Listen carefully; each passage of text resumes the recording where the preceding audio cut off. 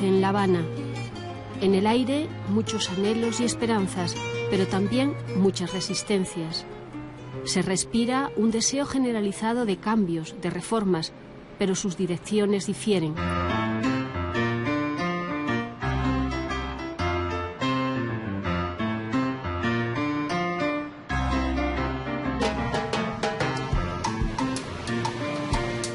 Unos desearían que fuesen profundos y abriesen también un régimen que contra viento y marea resiste ya más de medio siglo.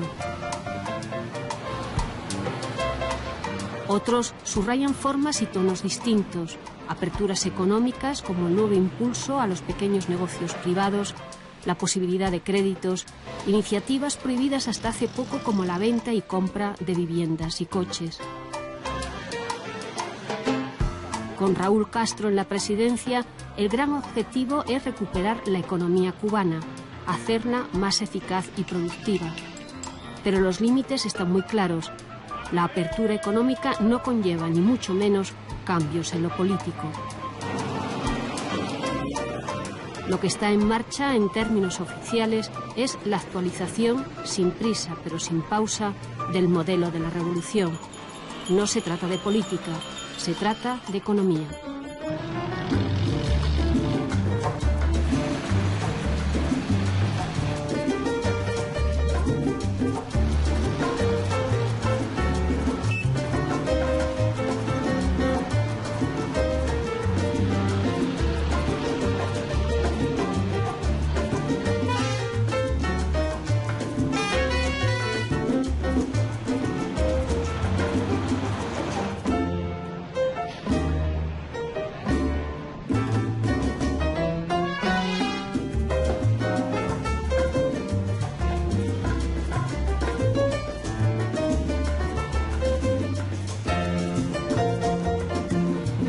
Lo viejo y lo nuevo, convivencia forzosa en Cuba.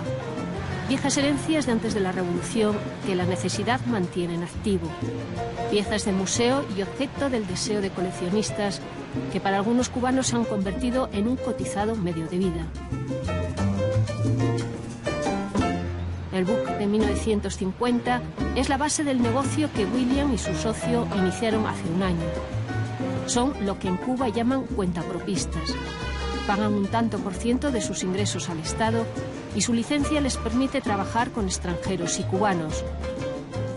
Les llevan a recorrer la isla o bien pasean a recién casados y turistas por los lugares más representativos de La Habana. Su coche es algo más que un viejo almendrón, aunque quizá buena parte de sus piezas procedan de coches de fabricación soviética. Su valor ha subido ante las nuevas perspectivas, por ello no reparan en cuidados. Es su inversión y su medio de trabajo.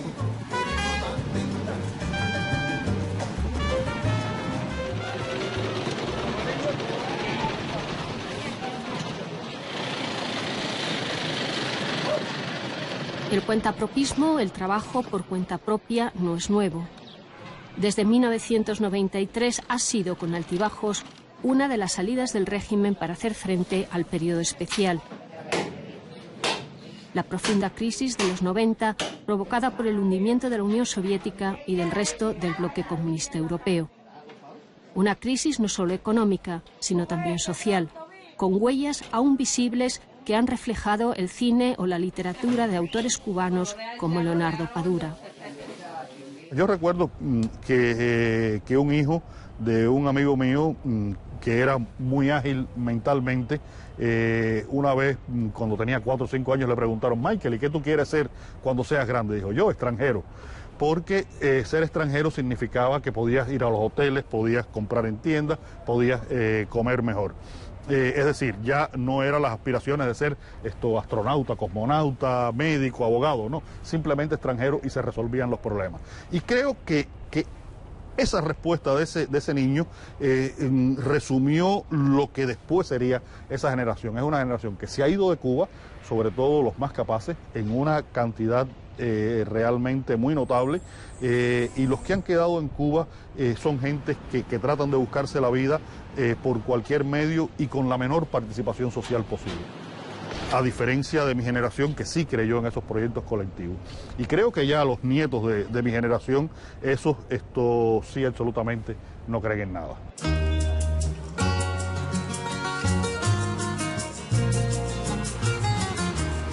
Ya no son los años 90.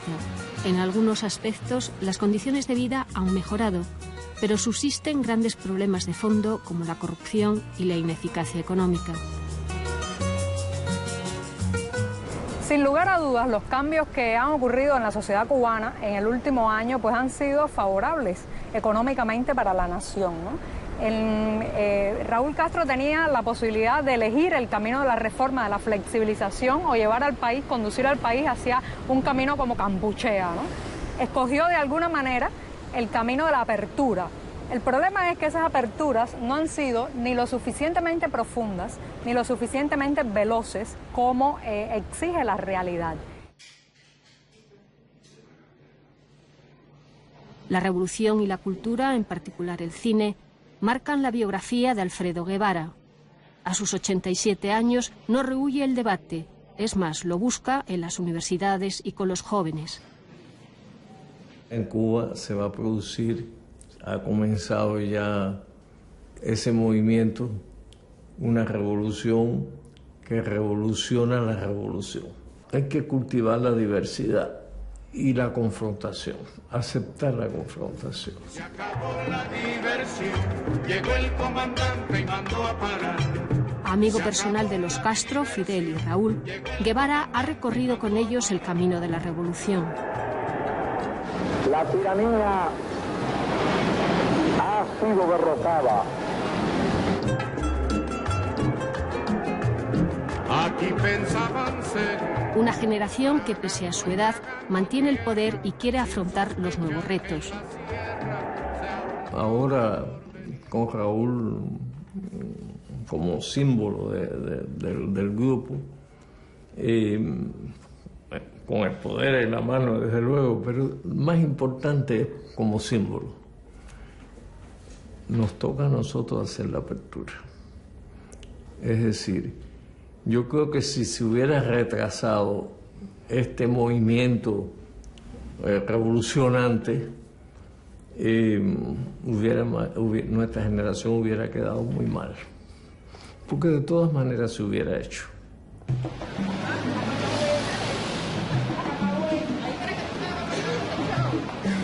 Este es el marco de los errores a corregir, de las iniciativas emprendidas. Como dijera en su día Fidel, dentro de la revolución todo, contra la revolución nada.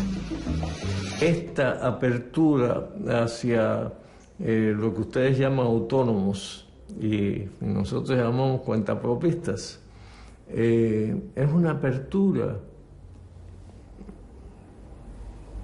es un retorno a la libertad, a libertades que no debieron nunca ser mal vistas. No es así. Nadie que trabaje con sus manos o con obras resultado de su imaginación, los artistas. ¿Por qué no veíamos mal a un artista y veíamos mal a un artesano? Yo asumo todos los errores de la revolución, me siento responsable de ellos también.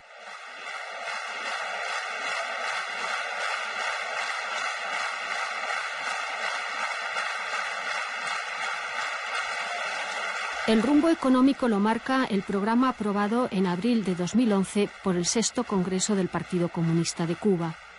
Más de 300 lineamientos cuyo objetivo es la eficiencia económica. La actualización del modelo económico a fin de garantizar el carácter irreversible del socialismo en Cuba. Para ello, el Estado reduce su presencia en sectores como el comercio minorista, el transporte o la construcción. Además, cerrará las entidades no rentables. A veces se habla de reforma. Y yo identifico cuando es reforma que pensamos que vamos a cambiar el sistema. Y nosotros no estamos cambiando el sistema, ¿no? En los mismos lineamientos está muy claro que nuestro régimen sigue siendo un régimen socialista y que el socialismo es la única vía, ¿no?, para poder nosotros desarrollarnos y preservar las conquistas de la revolución. Tener claro que lo que estamos haciendo no es una economía de mercado, aunque sí va a haber economía, va a haber manifestaciones de mercado.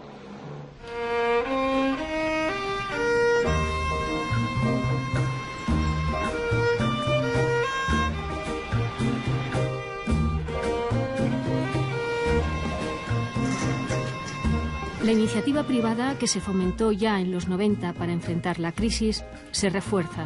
Se amplían las actividades y su regulación se hace más flexible.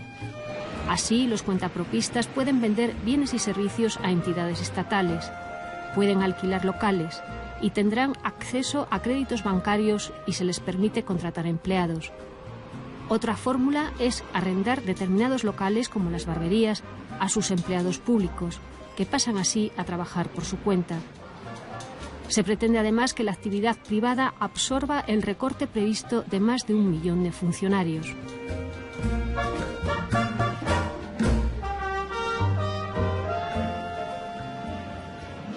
El economista Óscar Espinosa Chepe y su esposa, Miriam Leiva, siguen con atención la actualidad. Como otros muchos, Óscar y Miriam pasaron del apoyo decidido a la revolución a posiciones críticas, lo que les ha costado sus respectivas carreras.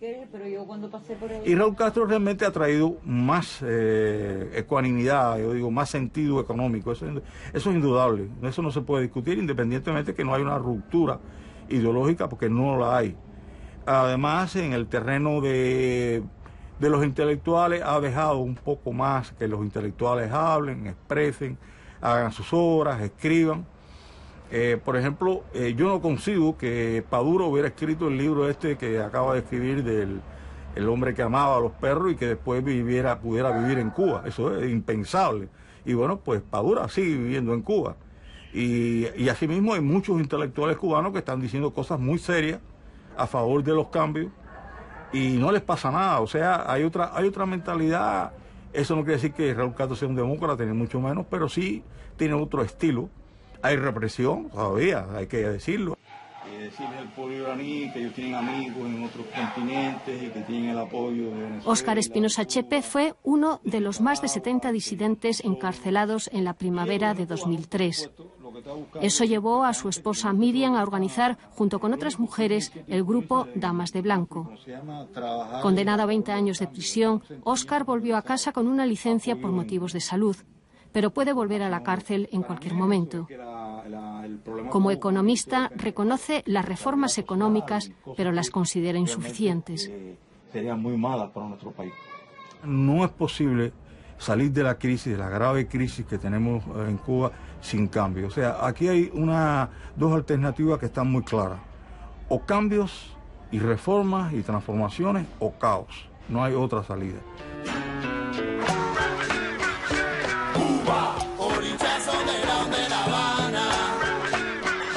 Los cuentapropistas son ya, según el Ministerio de Trabajo, más de 360.000. Pero no todos son nuevos.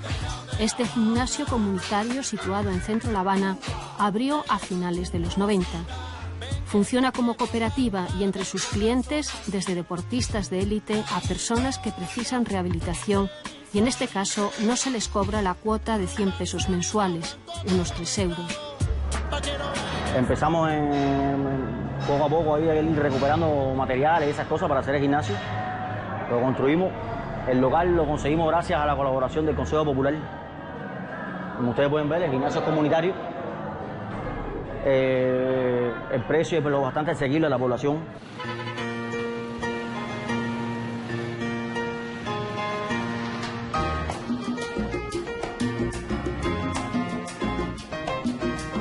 Entre las medidas más esperadas, la compraventa de automóviles, restringida hasta octubre de 2011 a los fabricados antes de 1959. El coche es un bien muy preciado en Cuba, solo accesible a aquellos privilegiados que por su servicio al Estado cobran en divisas o pesos convertibles. De alrededor de 300.000 coches que circulan en la isla, la mayoría son almendrones o fabricados en el antiguo bloque del Este.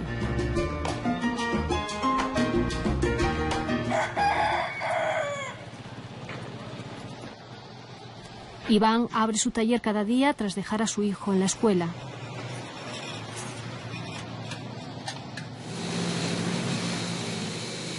Hace 10 años sacó una licencia y desde entonces ha ido mejorando. Más herramientas, más clientes e incluso un ayudante. La mayoría de los coches que llegan a su taller son de fabricación soviética. Salió bien y todo, y frenó bien, todo perfecto, que se ve mal, y vio marcha atrás para atrás completo, bien, y paró. Al otro día fue que... Clientes no le faltan, y el cobertizo cercano a su casa, donde tiene el taller, se le ha quedado pequeño. Por ello, quiere aprovechar la nueva posibilidad para obtener créditos y ampliar su negocio.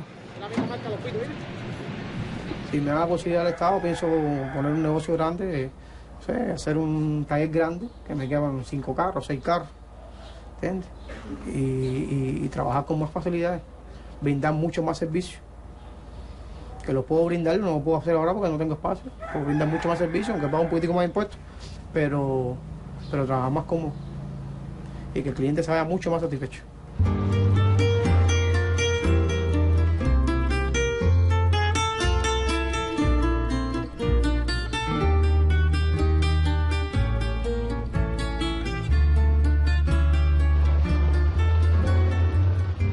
Iván vive y trabaja en Alamar, una ciudad levantada al este de La Habana en los años 70.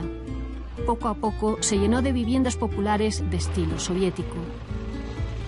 Los bloques se han ido deteriorando y junto a servicios estatales como la panadería, en la que se compra con libreta, ha surgido un nuevo comercio privado en el que se compra en pesos pero a un precio superior al de las bodegas estatales.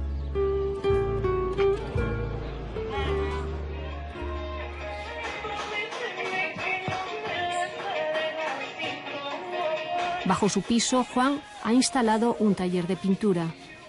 Con apenas medios y mucha paciencia, trabaja en el pequeño Polaquito, llamado así porque se fabricaba en Polonia. Asegura que quedará mejor que nuevo. Su principal dificultad es conseguir los materiales, casi todos importados y que hay que pagar en pesos convertibles. Por ello, lo habitual es que el cliente se encargue de conseguir la pintura. Si no, se encarece mucho el vehículo, es decir, el trabajo a la hora de hacerlo se encarece muchísimo. Hay personas que vienen, hay marineros que vienen y entonces traen algunos de los productos que no hacen falta y las personas se los compran también. Es otra forma que tenemos. Pero es lo más malo que yo le veo. No tanto el impuesto como a la hora de nosotros poder acceder a comprar los productos. En Cuba conviven desde hace casi 10 años dos monedas. El peso, en el que se pagan los sueldos y de uso común, y el peso convertible o CUC, que vale 25 veces más y es imprescindible para conseguir determinados bienes. Esta dualidad condiciona toda la economía y su desaparición es un deseo popular unánime. Pues si mañana decimos, en vez de 25 por 1 es 1 por 1, en un mes se acaban todos los productos que tengo en las tiendas y no tengo recursos para reponerlo, porque no tengo divisa para reponerlo. O sea que es un problema objetivo que sea 25 por 1. No es un mal deseo. Y si pudiéramos, lo quitábamos mañana mismo, ponemos 1 por 1. Pero es que la economía del país no nos permite. Y el bloqueo está ahí. Cuando desde el exterior nos dicen, miren, ahora en Cuba se pueden comprar y vender autos, se pueden comprar y vender casas, se pueden vender frituras y discos en las esquinas. Nosotros decimos, en tiempos de la otra dictadura, la de Batista, también se podían comprar y vender casas, y comprar y vender autos, y vender frituras en las esquinas, y había restaurantes privados. Y eso no es la justicia. Se hizo una revolución.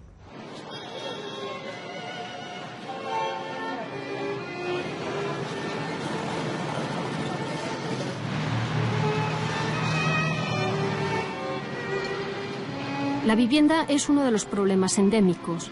No solo es insuficiente, sino que además, según datos oficiales, más de la mitad de los edificios están en malas condiciones o en ruina, y no solo en La Habana.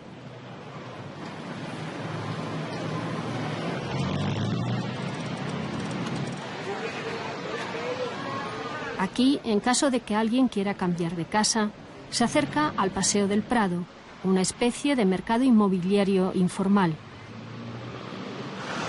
Es un lugar que se acogió para eso, es legal.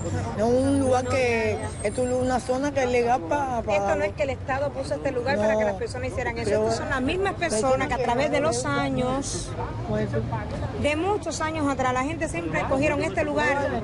Fue algo que surgió de momento, algo que a alguien se le ocurrió venir un día aquí a proponer. Desde el pasado noviembre se percibe un cambio histórico. Carteles y ofertas imposibles durante más de 50 años. Se venden y se compran viviendas. Ya no solo se permutan. Sencillamente se ponen de acuerdo entre las partes. Visitan, unos a otros se visitan a ver si lo que tienen es lo conveniente, si las condiciones que se les explicaron son las adecuadas, si no hay cosas que no... Que todo esté lo más de acorde, que la oferta sea tal y como tú la necesitas. Y después se van a hacer los trámites legales a través de notaría, bufete y demás, todo lo que el Estado ha programado que se haga. Y ya, eso es todo. Y yo aquí estoy esperando encontrar lo mío. Y yo aquí esperando si encuentro mi permuta.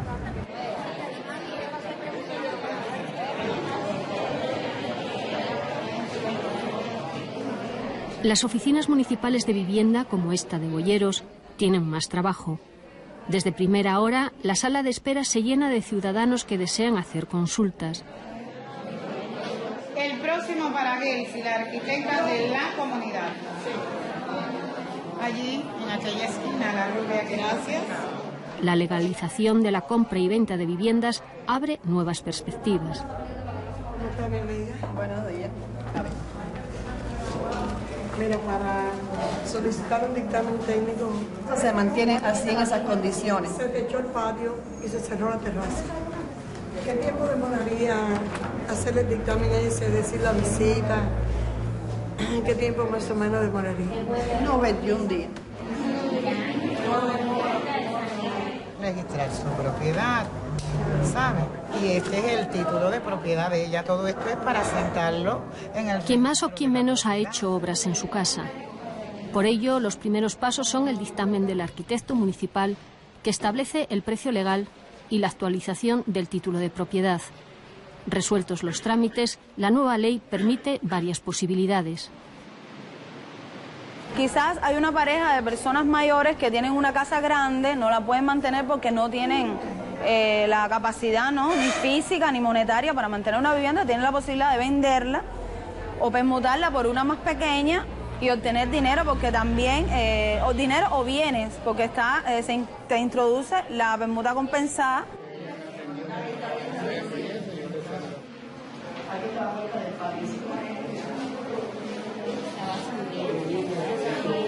La compraventa de viviendas, legal desde noviembre de 2011, era una de las medidas más esperadas. El 87% de las casas son propiedad privada, según datos oficiales.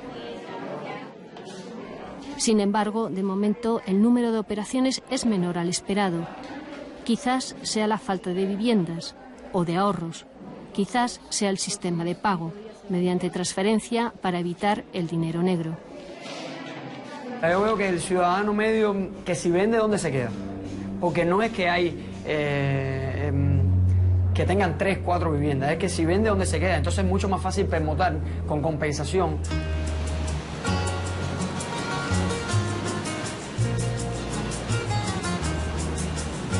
Las remesas que envían los cubanos en el extranjero a sus familiares, estimadas entre 800 y 1.000 millones de dólares anuales, son un salvavidas para un número importante de familias. Los sueldos apenas alcanzan. El salario real en estos momentos de los trabajadores cubanos mensual equivale a alrededor de $18 norteamericanos. El promedio mensual, la media mensual.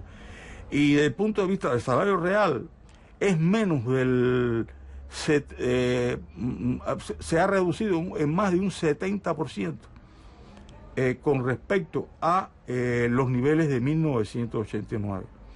El propio presidente Raúl Castro ha reconocido públicamente que el salario no alcanza para vivir en Cuba.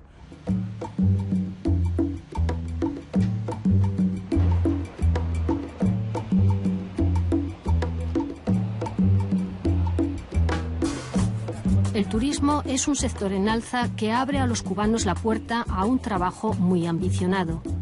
Permite el acceso a extranjeros, a sus pesos convertibles, a pequeños negocios, a favores retribuidos. Con menor esfuerzo y en menos tiempo, un maletero, por ejemplo, puede ganar más que un profesional bien cualificado.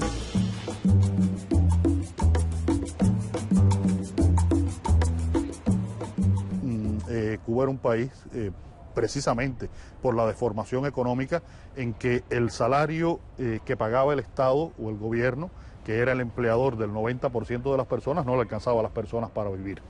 Y el resto del dinero aparecía o bien por caminos de remesa, por caminos de las habilidades de esa persona o por el camino simplemente del robo. La gente se acostumbró a vivir sin trabajar. Era una de las aspiraciones de las personas. Incluso yo recuerdo que hace 5, 6, 7 años, incluso hoy lo puede pasar, le decía a la gente, oye, donde yo trabajo hay un puesto de trabajo, ¿te interesa ir a trabajar? Y las personas, antes de preguntar cuánto se ganaba, preguntaban, ¿y allí qué se resuelve? Porque con lo que se resolvía se ganaba más que con el salario. Era más importante resolver que ganar un salario.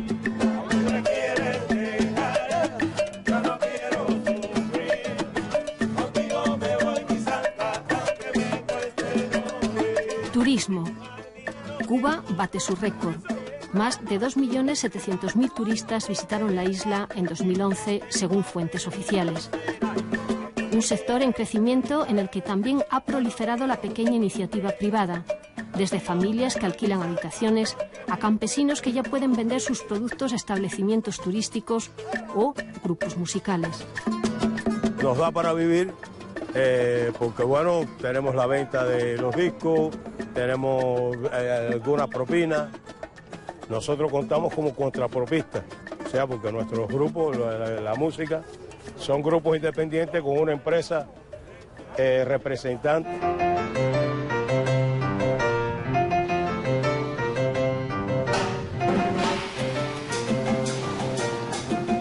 La bomba.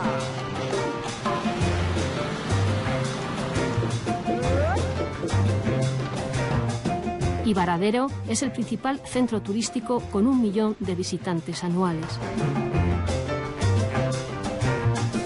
El turismo es uno de los pilares de la economía cubana y su principal fuente de divisas, con más de 2.000 millones de dólares al año. Sobre todo muchos canadienses, alemanes y últimamente muchos rusos. Muchos rusos. ¿Y se gastan la plata o no? Sí, se la gastan.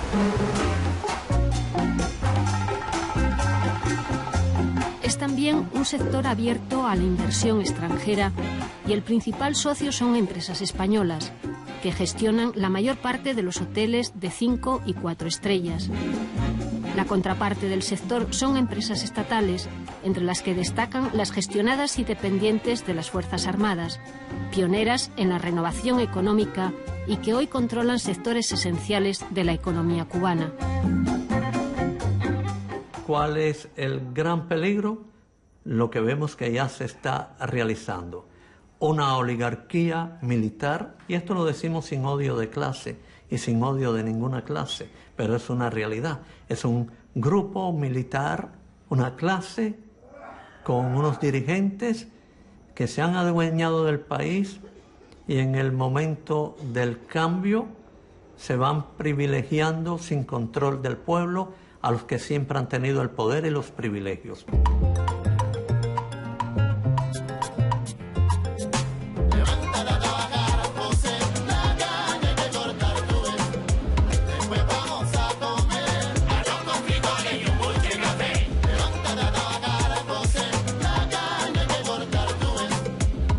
Ingenio de San Cristóbal.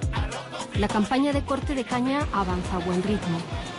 Nueva maquinaria que sustituye en parte al corte manual y renovados esfuerzos para intentar sacar de su decadencia a la producción de caña y de azúcar, bases económicas de Cuba durante casi 2 siglos.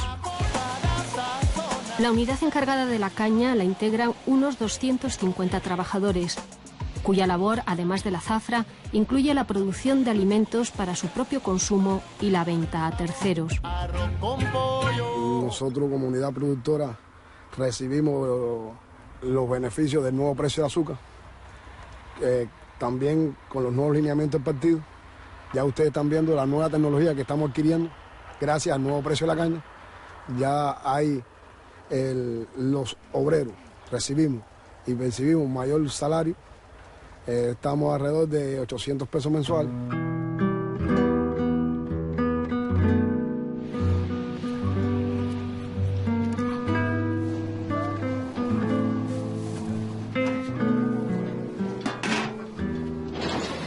La zafra no permite descansos y los turnos se suceden. En las labores les acompaña una unidad de intendencia, en la que Aida se encarga del camión comedor en el que los trabajadores hacen una pausa.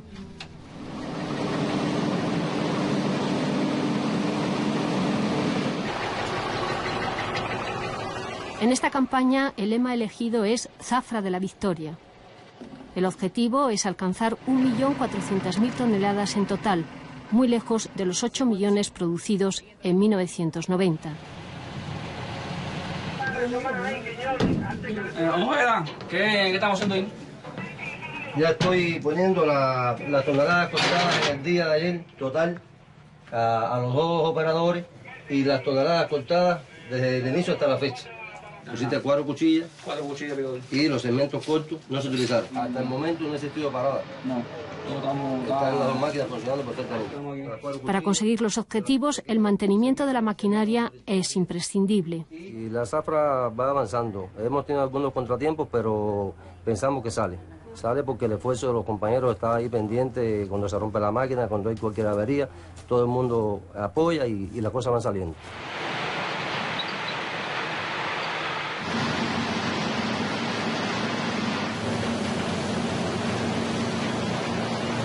A medida que se cargan los camiones, la caña se traslada al cercano Central 30 de noviembre. En esta planta se procesa la caña, se le extrae el azúcar y en parte se refina. Una producción en declive desde el fin de la Unión Soviética, su gran mercado y socio comercial. Desde entonces, Cuba ha dejado de ser el primer exportador mundial y el sector azucarero se ha reducido a menos de la mitad. Hoy apenas llega para cubrir su consumo interno. Nosotros ya la producción de los años 80 no se va a poder alcanzar porque ya nosotros de 156 centrales, en estos momentos hay 56 solamente activos. En estos momentos nosotros no estamos a los niveles que pudiéramos estar y se trabaja para aumentar la producción de caña, la producción de azúcar y en los próximos 4 o 5 años lograr la capacidad instalada que tenemos en estos momentos.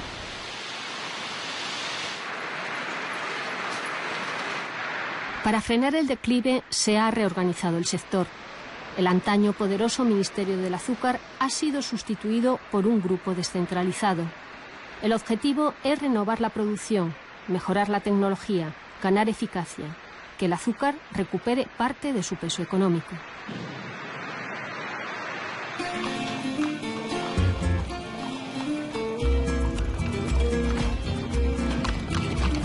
En las pequeñas ciudades como Cárdenas, la vida conserva otro ritmo. Sus calles están llenas de una variedad de coches de punto que hacen las veces de transporte público, con recorridos fijos y paradas. Podría ser el atisbo de esa otra Cuba del interior, del oriente, donde uno de los grandes objetivos es aumentar la producción agropecuaria.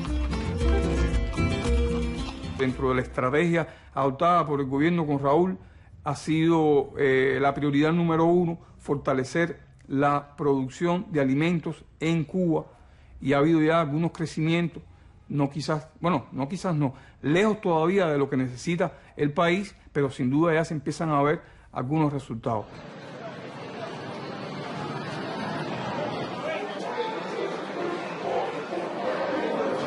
Los mercados mejor surtidos son aquellos a los que llegan los productos que los agricultores pueden vender directamente por su cuenta. Pero su abundancia es engañosa. El sector agrícola es incapaz de dar de comer a los 12 millones de cubanos y obliga a importar alrededor del 80% de los alimentos. Para incentivar la producción, se ha decidido arrendar tierras estatales improductivas a los campesinos y darles mayor libertad de venta. Mientras, se mantiene la libreta, en vigor desde 1963. Asegura un mínimo básico subsidiado, pero no alcanza para satisfacer las necesidades mensuales y cada vez incluye menos alimentos. Se trata de acabar con los subsidios generalizados y limitarlos a aquellos que los precisen. Algunos de los productos que nada más se podían conseguir por la libreta, por la libreta normada, ya se venden también en moneda, se venden también de forma liberada, a un precio mayor, que no es tan alto como el de las tiendas en divisa, pero tampoco es tan bajo como el de la libreta. O sea, que ahí nos vamos acercando a una relación más lógica de funcionamiento del comercio interno en Cuba.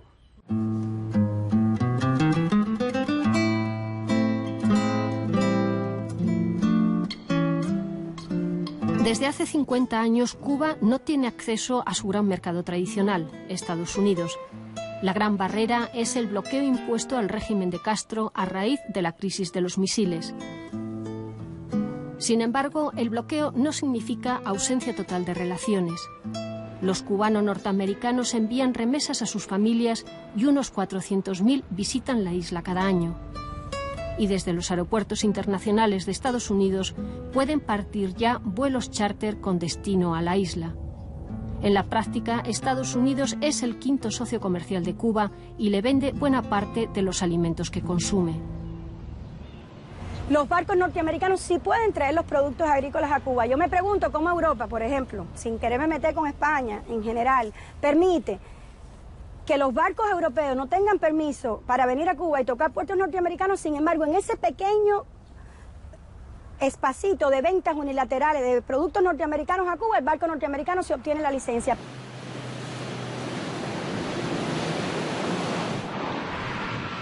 Sin embargo, el bloqueo impuesto por Kennedy y mantenido por los 9 presidentes siguientes pesa como una losa.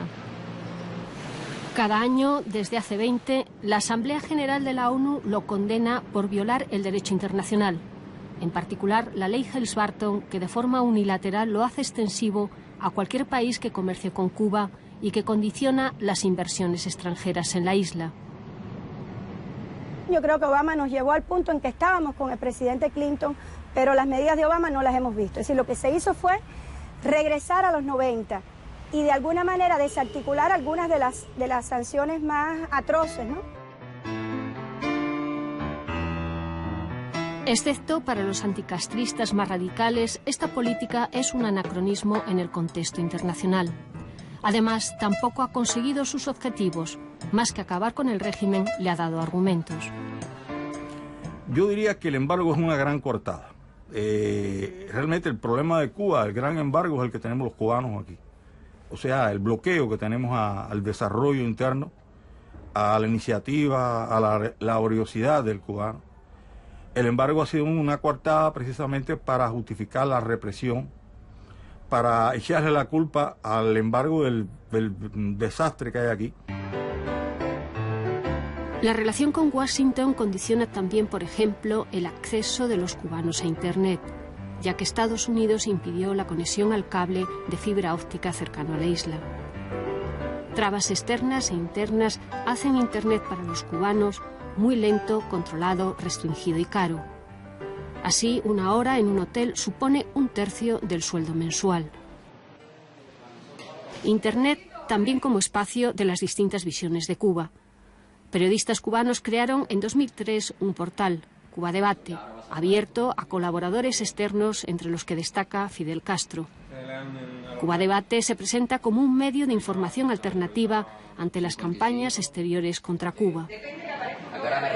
El que vive en Cuba sabe, porque lo lee, porque lo conoce, porque se encargan las propias autoridades norteamericanas de discutirlo todos los años en el Congreso, que te asignan $20 millones para derrocar al gobierno cubano, y esos 20 millones no se van por el caño del agua, se los reparten un pedazo para allá, un pedazo para acá, y entre unos y otros para hacer la guerra contra un gobierno. El gobierno tiene que acusarnos con epítetos, decir que somos financiados por Estados Unidos o por otras partes, pero no se puede atrever a hablar del camino del pueblo.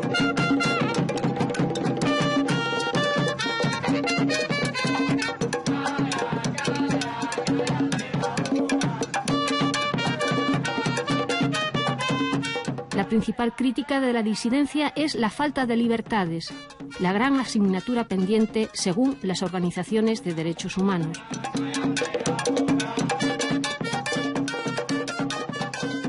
En el tema de derechos humanos, fundamentalmente en cuanto a derechos civiles y políticos, hemos tenido cambios, porque la situación ha empeorado. Es decir, cambios para ir a peor. Sigue prevaleciendo en Cuba la peor situación de toda Iberoamérica. El gobierno de los hermanos Castro vulnera de una manera casi minuciosa todos los derechos civiles, políticos, económicos y culturales, al tiempo que lleva adelante pues, una serie de cambios de muy poco calado, con la pretensión de que la comunidad internacional interprete que está haciendo reformas. Estaba hablando de que no se había notado en el caso de Pacheco. Elisardo Sánchez, fundador de la Comisión Cubana de Derechos Humanos y Reconciliación Nacional, calcula que en las cárceles cubanas hay más de 70.000 presos, de ellos unos 50 políticos. Al estar esto así en una casa no se ve, pero en realidad tenía un circuito integrado. Este es el micrófono. Este es el circuito integrado que amplifica. Llevábamos unos meses grabando toda nuestra vida. Pese a la vigilancia constante que sufre también su familia, Oswaldo Payá no se da por vencido. El Parlamento Europeo le concedió en 2002 el premio Sájarov a la libertad de conciencia, un reconocimiento al proyecto Valera, una iniciativa de reforma desde dentro y que considera aún válida. No somos libres porque hay un grupo de poder que no respeta los derechos. Y cuando se dice, es que hay una parte del pueblo cubano que tiene otras expectativas, ¿cuáles son? ¿Acaso los revolucionarios no les gusta y no quieren entrar y salir libremente a Cuba? ¿Acaso no son los primeros que tienen paladares? Algunos tienen las grandes residencias. ¿O que quieren tener negocios? ¿Acaso un revolucionario no quiere expresarse libremente?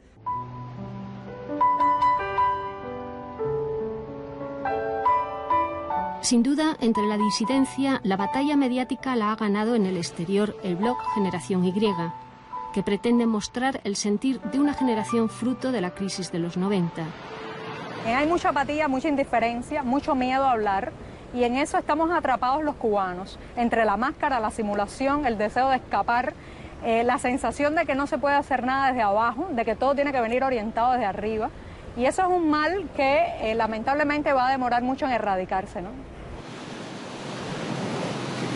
Sin embargo, la disidencia interna se presenta dividida y su relevancia es quizás mayor fuera que dentro.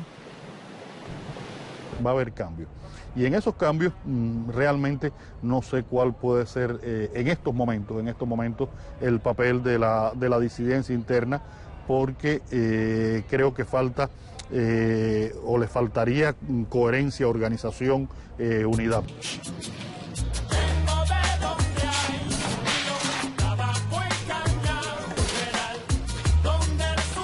Lo viejo da paso a lo nuevo. Viejos materiales y modos que es imprescindible desechar para salvar la estructura esencial. Quizás sea tan solo el primer paso necesario para otras renovaciones anheladas. Las grandes reformas siguen estando postergadas. Por ejemplo, la reforma migratoria que permita a los cubanos entrar y salir libremente del país, el acceso a un mercado mayorista para las pequeñas empresas nacientes, la flexibilización más aún del número de profesiones por cuenta propia que se pueden ejercer. Todavía el sector profesional está muy discriminado en cuanto a trabajo privado se trata, y eso crea un panorama de desespero. Hay cierta desesperanza, cierta frustración en la gente que esperaba más. Para unos, la renovación emprendida no pondrá en riesgo un sistema ni el poder de los que lo gobiernan. Para otros, las grietas económicas dejarán escapar cambios más radicales. En Cuba hay tradición democrática y si hay cambios económicos, indudablemente aquí va a haber cambios políticos. Eso no, y uno de los que está más consciente de eso es el propio Fidel Castro. Y por eso, a mi juicio, ha sido el que más obstáculos ha puesto a los cambios económicos, porque sabe que los cambios económicos inevitablemente traerán a Cuba cambios políticos. Y lo estamos viendo. Si algo ha cambiado en Cuba, es la mentalidad del cubano en los últimos tiempos. Aquí hay un consenso a favor del cambio generalizado que existe hasta dentro del gobierno y dentro del Partido Comunista. 1, 2, 3. Hay pasiones que permanecen, que pasan de generación en generación y son compartidas.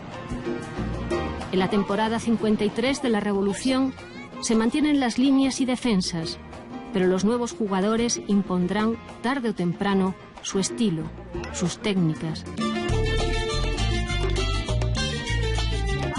Quizás apuesten por conservar lo esencial.